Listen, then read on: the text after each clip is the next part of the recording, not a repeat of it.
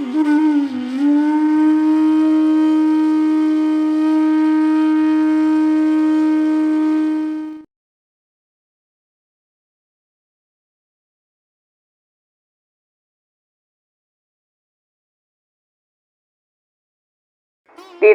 બ્રહ્મા વિષ્ણુ મહેશ, તમે બધાને ભજો, તમારું કામ સિદ્ધ ના થાય. શું કે છે?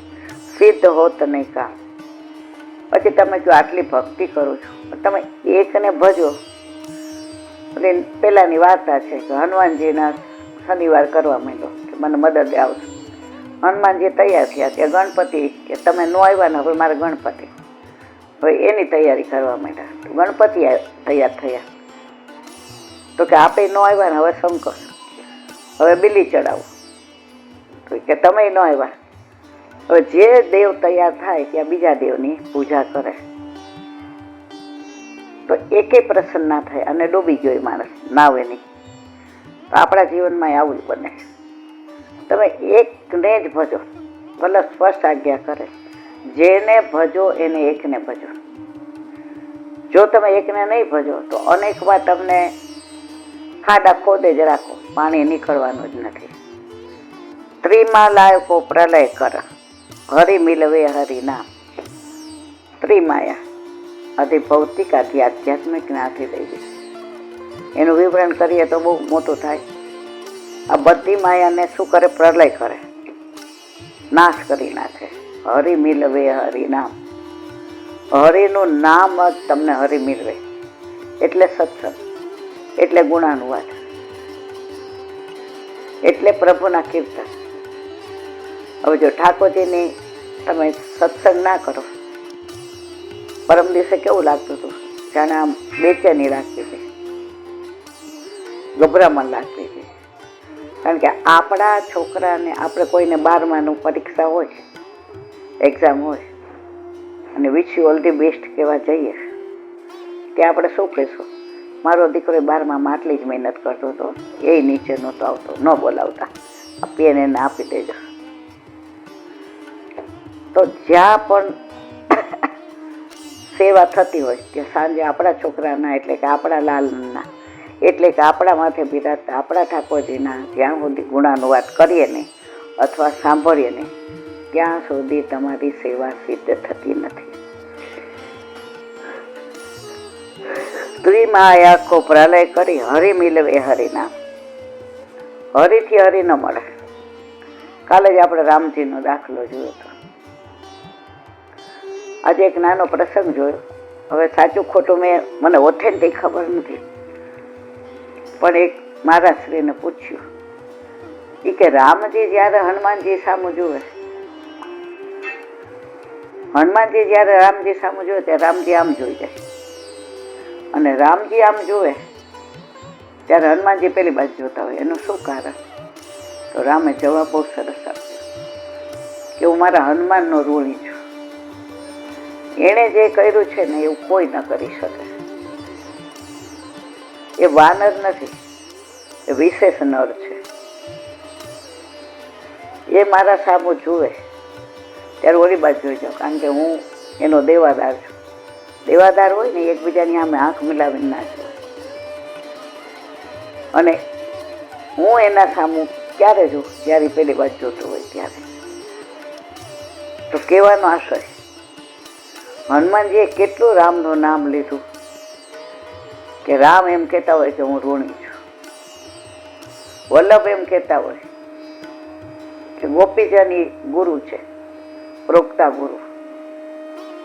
ઠાકોરજીને પૂછ્યું મથુરામાં, એ કે આટલું નજીક છે ગોકુળ, તો કેમ જાતા નથી? એક વાર તો મળી આવો. ઠાકોરજીએ સરસ કીધું, ભાઈ, જે ગામમાં રોડ ચડાવીને આવ્યા હોય ને, દેવું કાઢીને, ત્યાં મોઢું બતાવવા ન જવાય. હું આ લોકોનો એટલો ઋણી છું, વ્રજવાસીનો, ગોપીઓનો, કે બીજી વાર મારાથી ગોકુળ નહીં જવાય. હું એ ઋણ ઉતારી શકું એમ નથી. એમણે મને એટલો પ્રેમ કર્યો છે, એક પળનું ઋણ પણ કરોડો બ્રહ્માના જન્મ લઉં ને તો પૂરા ન થાય. તો ત્રિમાયા કો પ્રલય કર, હરિ મિલવે હરિ નામ.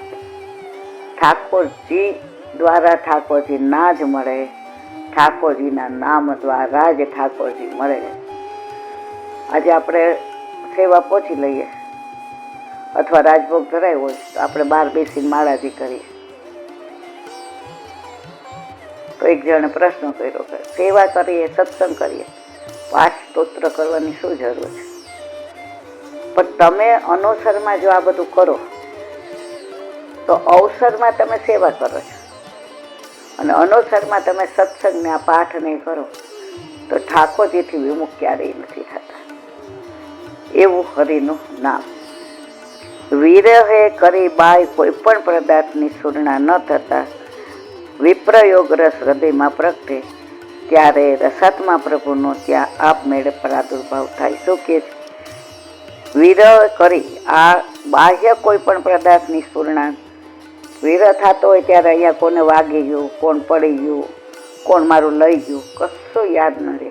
ઠાકોરજીનો વિરહ એવો થાય, એવો થાય, એવો થાય કે દેહનું ભાન ન રહે, સમયનું ભાન ન રહે, સંજોગનું ભાન ન રહે. અને પ્રભુનો વિરહ કે કેટલા કરોડો જન્મોથી છૂટી પડેલી હું, વિખૂટી પડેલી હું, હવે મારા પ્રભુ ક્યારે મળશે, ક્યારે મળશે, ક્યારે મારો સહયોગ થશે, આ વિયોગ ક્યારે જશે? એ જો તમે એ સુધી પહોંચી ગયા તો રસાત્મા પ્રભુનો ત્યાં આપમેળે પ્રાદુર્ભાવ થાય. પછી તમારે કાંઈ કરવાની જરૂર નથી. પુષ્ટિ માર્ગનું ફળ શું છે? વિયોગ, વિરહ. જો વિરહ 4 પ્રકારના: વિરહ, પછી વિપ્રયોગ, વિયોગ અને હજી ચોથું વિરહ. વિરહ એટલે તમને વિશેષ આમ અનુરાગ થાય એના તરફ. વિપ્રયોગ ગુસાઈ જે નથી હોતો 6 મહિના. વિયોગ એટલે યોગ થયા પછી તમને સહયોગ ના થાય તો તમને ઇફેક્ટ થયા વિના ન રહે. આજે હવે તમારી યાર મારે લગ્ન ન થયા તો તમારો વિયોગ મને કેવી રીતે થાય? તમને ઓળખતી નથી, પારખતી નથી. પણ લગ્ન થઈ જાય પછી પિયર જાઓ તો કેવો વિરહ થાય. હવે ક્યારે જવાનું, ક્યારે તેડવા આવશે? તો પ્રભુનો સંયોગ થયો હોય એટલે કે બ્રહ્મ સંબંધ લીધું હોય અને આપણા માથે ઠાકોરજી બિરાજતા હોય